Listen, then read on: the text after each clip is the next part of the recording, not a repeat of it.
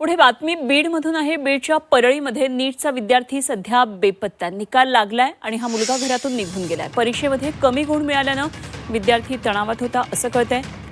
कुटुंबानं पोलिसांमध्ये आता धाव घेतली आणि पोलिसांकडून या मुलाचा शोध सुरू झालेला आहे। नीट परीक्षेचा निकाल लागल्यानंतर आदित्य राठोड हा विद्यार्थी घरातून निघून गेल्याची घटना घडली आहे। अजूनही त्याचा कुठलाही ठाव ठिकाणा लागलेला नाहीये आणि आदित्यचे वडील भगवान राठोड यांनी परळी शहर पोलीस ठाण्यामध्ये त्यांचा मुलगा बेपत्ता झाल्याची आता तक्रार केलेली आहे। पोलिसांनी तक्रारीची नोंद घेतली आहे। विद्यार्थ्याचा आता शोध पोलिसांकडून सुरू झालेला आहे।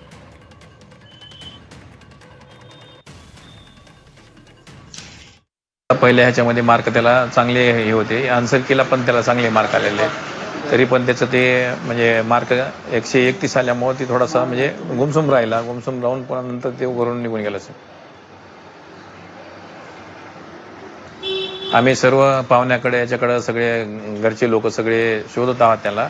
कुठं संपर्क होते का बघू लागलो, पण कुठं काही त्याचा संपर्क मिळून यायला। त्याच्यामुळे आम्ही ते पोलिसात पण तक्रार दिलेली आहे।